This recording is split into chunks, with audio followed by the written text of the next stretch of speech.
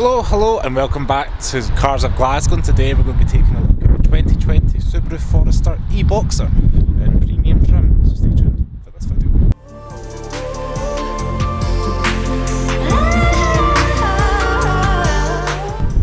So I just want to say a special thanks to Subaru of Helensburgh for lending me the brand new car. It's literally brand new, got 9 miles on it, I picked it up from the dealership, so bear with us as we get cracking with this new car.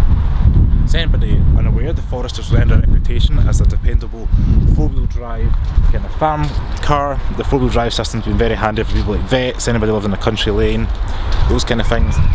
And this particular one has been fitted with the hybrid system, which means a hybrid pack, which is a battery pack, hybrid powertrain and electric motor. A very small one, just to kind of increase efficiency, smooth out any gaps when you pull off, things like that, which we'll see in the drive.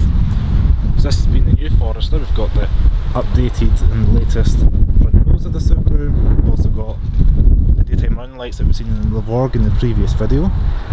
Bear with the rain today, just a cold wet December day in Scotland. Always like the look of the Forester, a very function first, kind of aesthetic second, in terms of a lot of greenhouse, very squared off, easy to park and manoeuvre. It's got great park triangles, I believe it's just over 20 degrees at the front, and overall the front end's very rugged looking. They've got this plastic cladding around the side, and for anybody wondering, the paint's called Horizon Blue Pearl according to the brochure. This premium model's riding on these 18-inch alloy wheels with a nice fixed sidewall for the comfort. You've got the two-tone design there. Silver strip along the skirt, again all very boxy and rugged looking. We've got a wee camera in the mirror that we'll cover when we get there. Chrome door handles, chrome strip around the car. As you can see, very boxy and utilitarian. Round the back, nice squared off shape, almost like the claw-like lobster claw style rear tail lights. So being the premium trim, as I mentioned, this car comes with a power tailgate. Touch of a button, which seamlessly opens up to reveal 520 litres of boot space, which coincidentally is larger than the Mitsubishi Outlander PHEV.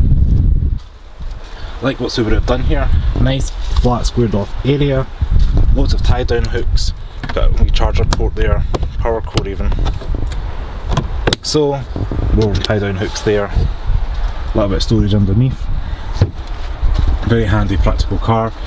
I've got a cargo net cover if you so wish, hard to do for a hand, like so. And Subaru have been known for their one touch. Fold the seats flat, you get a huge carve in this area, enough for plenty of Christmas gifts, more than this little guy. Very practical 4x4. Touch the button again, tailgate closes off. And overall the rear of the car is very modern, and you don't see too many of these in UK roads, so if you're looking for a car that is reliable and stands out, Subaru could be for you.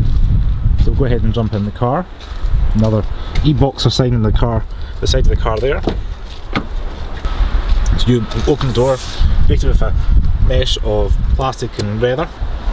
This kind of texture plastic is only a bit of the trim I'm not a fan of, but I like the plastic at the top, all that's rather padded and very premium looking. Big speaker grill, decent sized door bin there for a big bottle of water or juice or something, enough for your sweets and that. All electric mirrors, child lock, wing mirror controls, memory seating as well, very impressive. And speaking of seating, they are electric, like so. I've got a little bit of Subaru on the door sill as we enter. This car's still got all the plastic all over the place to peel off, but I'll leave that one for the owner of the car. So keyless entry, keyless go, foot in the brake, car comes to life.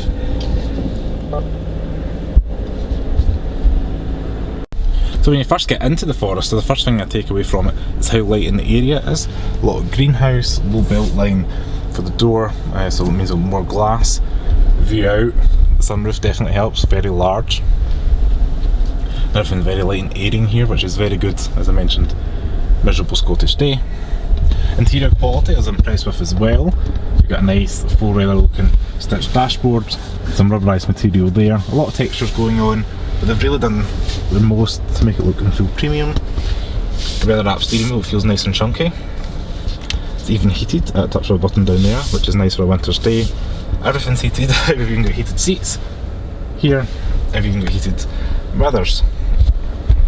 So the car comes with a host of technologies, things like eyesight, which is Subaru's kind of second pair of eyes that we covered in the Vorg video. There's your button for eyesight off, blind spot monitoring on or off. You've got your parking sensors, all the kind of buttons down there. So all the Subaru Foresters in the UK get this 8-inch touchscreen.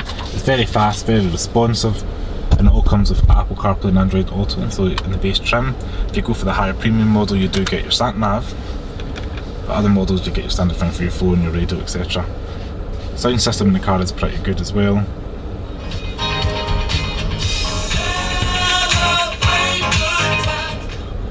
I like the fact that most Japanese cars it's on the right hand side there, right hand drive, easy to get the volume control.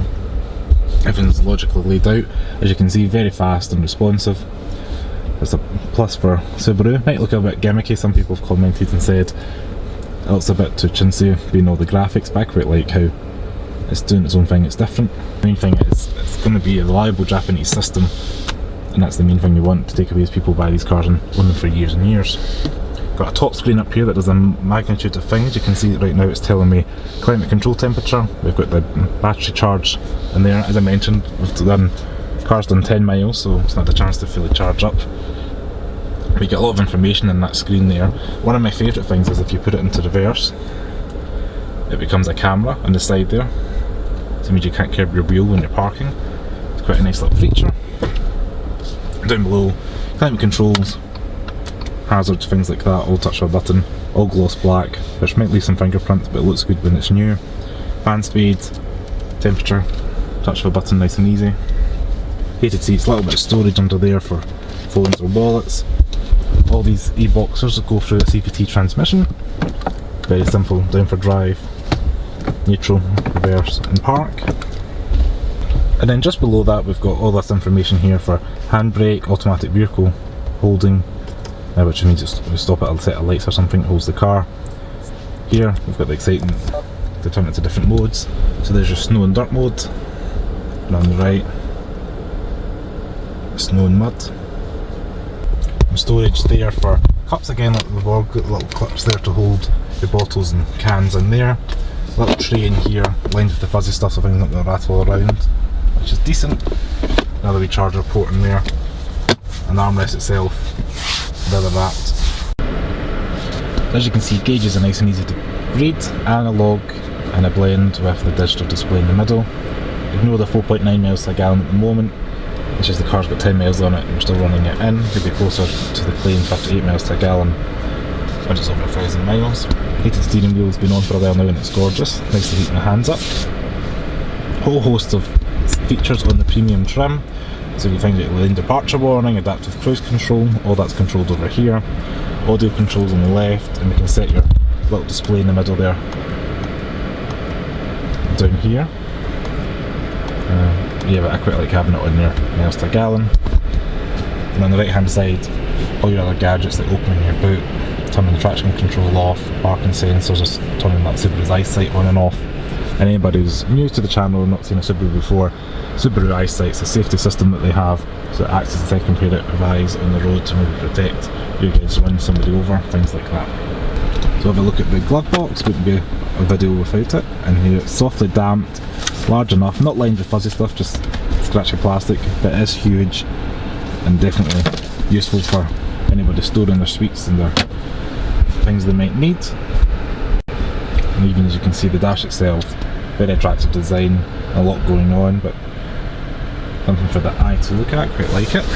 And texture on the dash as well, all rubberised up here, not really any scratchy plastics until you get down below, but everything up high, but everything you touch, it's nice quality material. And the sunroof does open and close. It's been a rainy day, we're not going to leave that open for too long. So we jump in the back of the Forester, nice huge doors, wide opening to get in and out, easy for getting kids' child seats in and out. Again, nice quality materials continued into the back of the car, the electric window switch, door handle, nice big deep box there for bottles of juice, sweets, all that kind of stuff.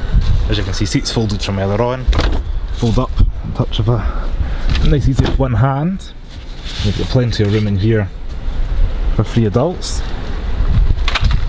And the leather used in this car is of high quality, but I know the standard one has fabric upholstery, but this one's got the leather and it is really nice. We'll go ahead and jump inside. One thing I noticed straight away, we don't often see, is the fact you get 2 pockets behind the seats.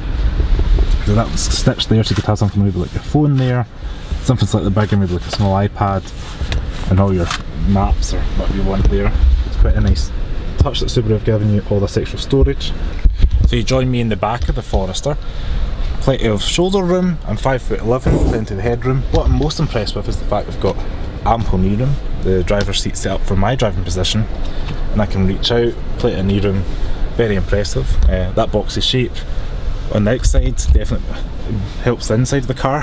You can see plenty of room, definitely going to get 2 abreast, and maybe 3 children or 2 adults in the back, nice and easy. We've got a little armrest here, with some cup holders again, with a nice shiny plastic on it. And it actually feels really good in here. I was not expecting that from a Subaru, but it is nice and premium feeling.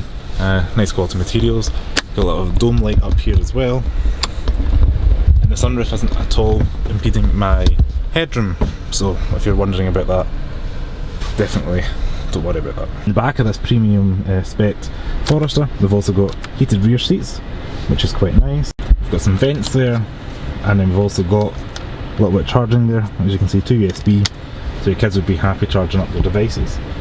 And transmission hump, a little bit because it is a 4-wheel drive car with permanent 4-wheel drive. It's not actually that tall, so you're definitely going to be fine there. People can sit, leg at each side, you've got enough room. So from the back here, good view out the front, and that glass roof definitely helps visibility and brightness inside the car.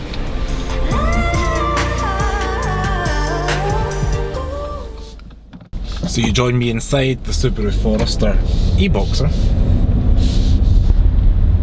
and the 2-litre 4-cylinder boxer engine comes to life pretty quickly.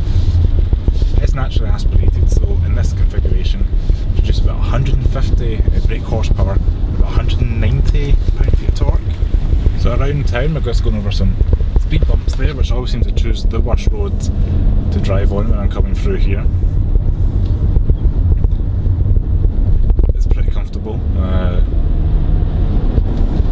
Being a kind of SUV mid-size car, this kind of competes with things like the RAV4, Mitsubishi Outlander PHEV, PHEV as I mentioned, just because it's got the hybrid capabilities. It's pretty comfortable. Handling's nice and soft, but I think people would like that in this kind of car. Acceleration off the line, pretty good. So for anybody who's unsure, the boxer engine means that the pistons are going horizontally across instead of vertically up and down. So that just means that it's going to be kind of quieter, less vibrations. Subaru have had that tech for over the years, and they've just refined it over the years to such a stage that it's quite refined. It means the engine is a bit lower in the engine bay, and it just means a bit more kind of central gravity is a bit lower. All these kind of things that just make it a little bit different from a regular car. The main thing you'd be buying this for is a 4-wheel drive system and the ability to go almost anywhere. So the front angle, I think it's just over 20 degrees, and the rear departure angle is just over 25 degrees. So that's pretty impressive for the kind of car it is, and it means you're not really going to get stuck up any farm tracks, which is what you're really looking for if you're considering this car. So as I mentioned, this car comes with the 2-litre natural aspirated boxer engine that was in the Helensburgh in the previous video. That means the car produces 150 brake horsepower and about 196 PS, around 4,000 RPM for the torque. That means 0 to 60 in the car is just over 11 seconds. I think 11.8 is claimed. Definitely doesn't feel like a quick car, but it doesn't feel underpowered. Just off the line around town, feels fine. A CVT transmission. It has got this, again, like the Helensburgh step shifts that kind of hide the kind of CVT characteristics, which means when you rev up, it simulates on the tachometer anyway, it looks like it's shifting down, so you're not getting that high strong whine on a CVT, which you might get in other cars that have a CVT. If I put the foot down,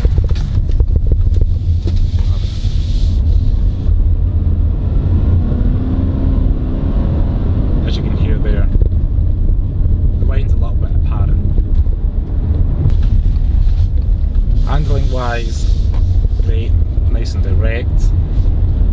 I like the visibility, great view out, huge glass front windscreen, very little in terms of blind spot, seat pillar. It's a very good car, very good to, even to learn to drive in.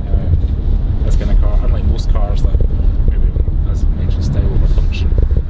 It's definitely function first, and I love how it's so easy to drive. You can see the bonnet stretching out, so to park, even if you didn't have parking sensors, I'd imagine it'd be easier to get on with. I've got a little graphic in front of me here telling me what's charging, where the power's coming from. Similar to system that you would see in a Toyota hybrid that I've reviewed previously. But it's a nice wee feature just to see how much battery is getting charged. I've just been driving for a couple of minutes, maybe 5 minutes now, and I've got about 2 bars of battery charged into the hybrid battery pack. What I like most about the Forester is the fact you can just get in, go, everything's easy to use. With all the gadgets on board, everything's pretty much automatic. So automatic wipers, lights, all that stuff. You've got the Subaru eyesight helping you on the road, meaning it's an extra safe car. And that mild battery pack means you're going to get a little bit more efficiency, maybe out your previous petrol in the Boxster. And that mild battery pack means you might get a little bit more efficiency out of your Forester in comparison to your previous maybe petrol in the model. So I definitely recommend you have a check out if you're in the market for one of these kind of cars.